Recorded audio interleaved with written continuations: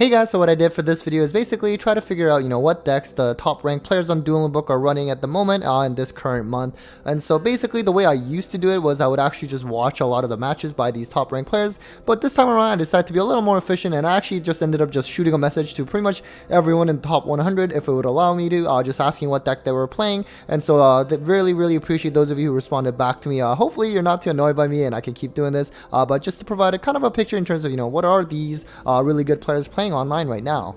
And before we continue, definitely go check out my discount codes for Yu-Gi-Oh sleeves or singles or whatever. You can definitely check that out in the video description. Anyways, as mentioned at the earlier part of the video, I looked at top 100 ranked players on Dueling Book right now, and so 59 players got back to me. So, again, really appreciate those of you who responded. Obviously, 59% is not really a great complete picture, but luckily it does get a little bit better in terms of fuller picture as we go higher in the ranks. But for the 1 to 100, we had basically, again, 59 players, and this is what the pie chart looked like among those. Again, if you had data for all 100 players, this pie chart would probably look different, although at the same time, because Rescue Ace took up 1/5 of it, I'm kind of confident that Rescue Ace still probably would have been the most represented deck if we had data for all 100 players. Who knows, but all the other decks might shift around a little bit. Of course, we still have Dragon Link, which again is a pretty strong deck. I recently did a meta tier list by the data video, which you can also check out.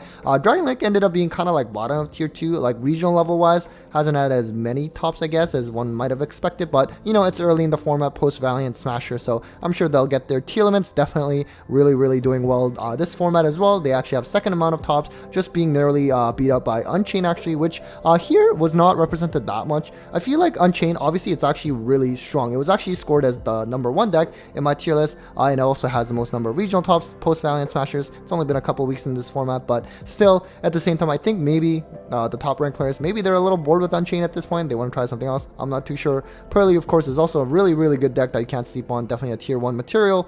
Branded here actually represents a combination of different builds. There was a branded Despia, a branded Chimera, but even branded Elich, which is really cool. I used to play that deck last year as well. I thought it was really interesting to play. We also have Vanquish Soul. This sort of always gets categorized as like the highest of Rogue, usually at least in my tier list by the data videos, especially based on like regional level top so far. This is definitely a deck that does usually sneak in like a YCS top or two, like pretty consistently in that sense. So I'm sure it will also get something at this YCS coming up this weekend actually. So don't sleep on them as well. Mannadium is another really strong deck, definitely at least tier 2. Obviously Droll is very good against this deck, and it is seeing a lot of play right now, largely thanks to Mannadium.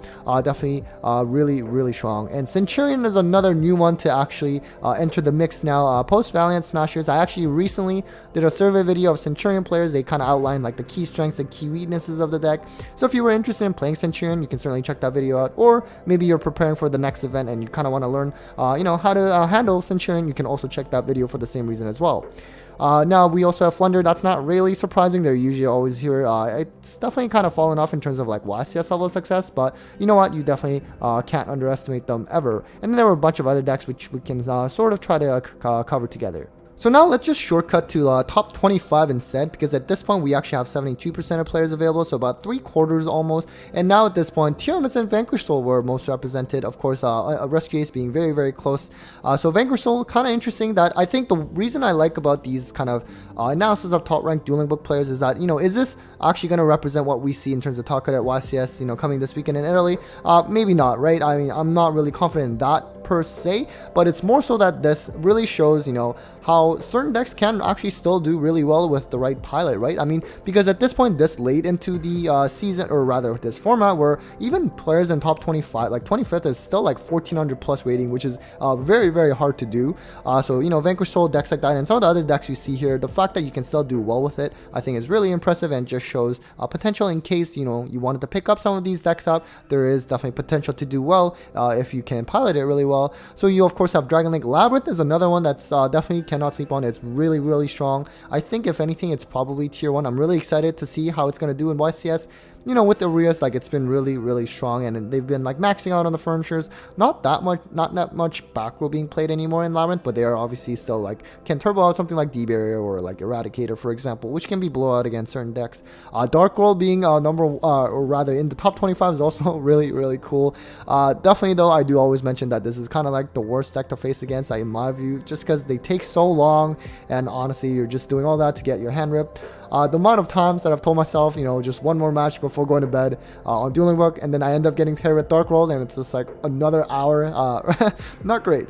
Unchained, you see here. In for Noble Knight, that's another deck I have high hopes for actually going into this event as well. It showed a really good promise the last couple YCS events as well. Really strong with, you know, the Diabell Star package that came out of the Age of Overlord set, and also, you know, of course, Angel Ring for Dark Ruler.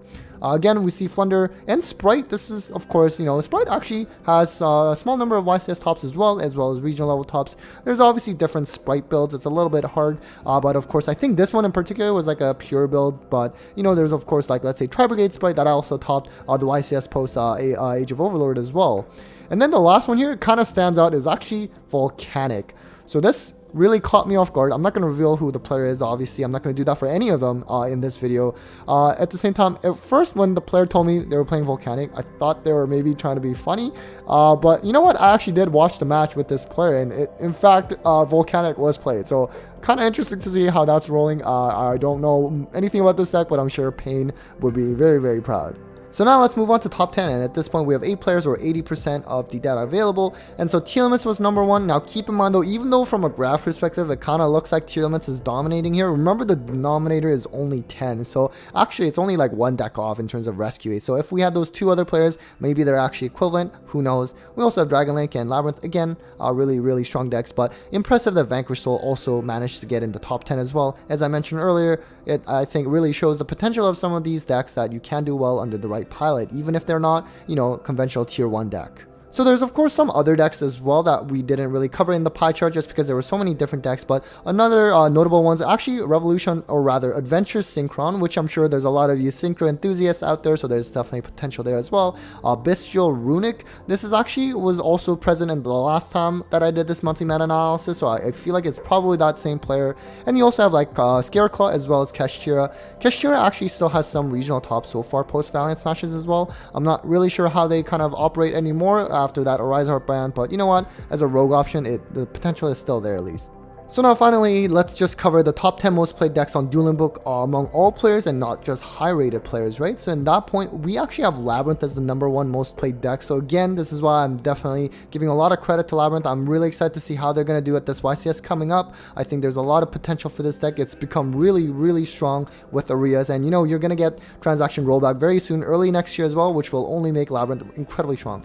We also have Unchained, Tearlaments, again, not too much of a surprise, and Centur-Ion is another new one that is actually seeing a lot of play. I'm technically using a proxy measure. I'm using YGeoscope for the Dueling Book data, by the way, of course, as usual. You can't really search for Centur-Ion as a deck overall, but you can search for specific cards, such as Centur-Ion cards, and I had to make a little adjustments, but that's kind of beyond the context of this video. But Centur-Ion, it's a new deck that came out recently. I'm sure there's a lot of initial hype. You typically see this with those decks that kind of first come out, not to undermine Centur-Ion, of course. You know, I think there's some good potential there, but just keep in mind, let's just see how it looks like if we wait another month or so and how this deck fares at that point. And Rescue Ace, of course, is also seeing a good amount of play, but among all players, definitely kind of falling off a lot compared to what you saw among, you know, top 100 players.